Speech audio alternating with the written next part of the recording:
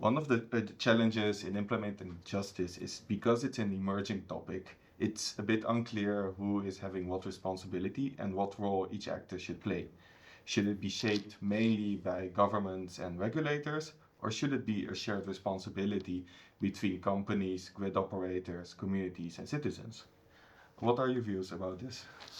I think when we're thinking about the sort of the key institutions of policymakers and let's say grid operators, it's really crucial that they make energy justice and social concerns and dynamics in society a key priority, sort of like an executive board priority, and act accordingly. So also to recruit leadership, to promote people in the organization, right? Don't let them be stuck in a sort of one-off ethics or justice role, but really see people that can also connect and integrate, like put them in strategic positions and give them the resources to start formulating these responsibilities, coordinating these responsibilities.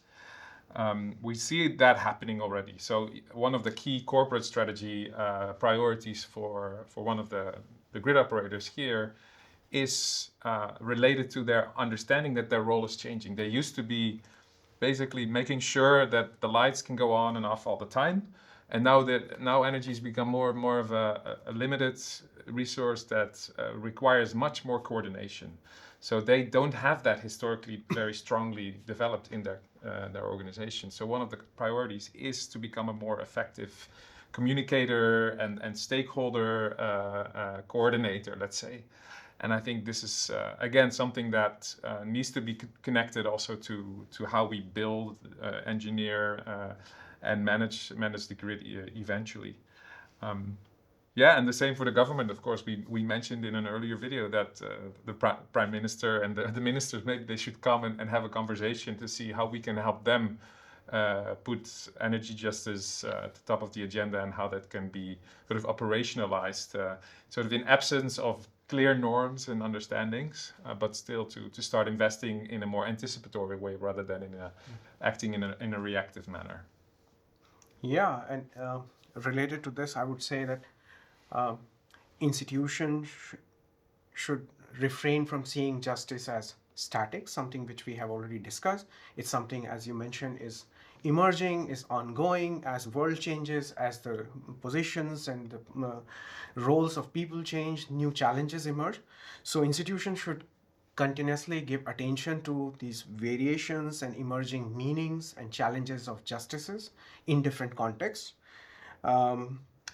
It also requires citizens to participate in such conversations and dialogue with institutions.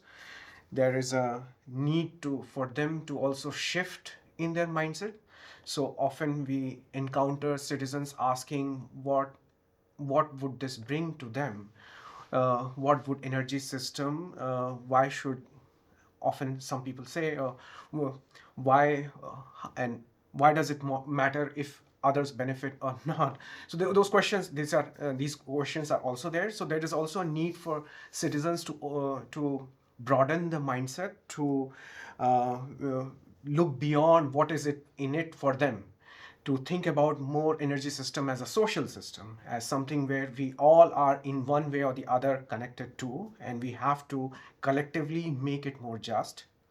Yeah, well, and I think in connection to that, what we probably are seeing a lot is that these different disciplines are working together, but only one way. So everybody's bringing their perspective and their expertise to the table, but nothing is coming back. So also for citizens, there is a need for more closer loops into if they are participating, if they are thinking of something, what is happening in the system. And sometimes the loops can be slow, but there is a need to close those loops more. So this change of roles and positions start happening.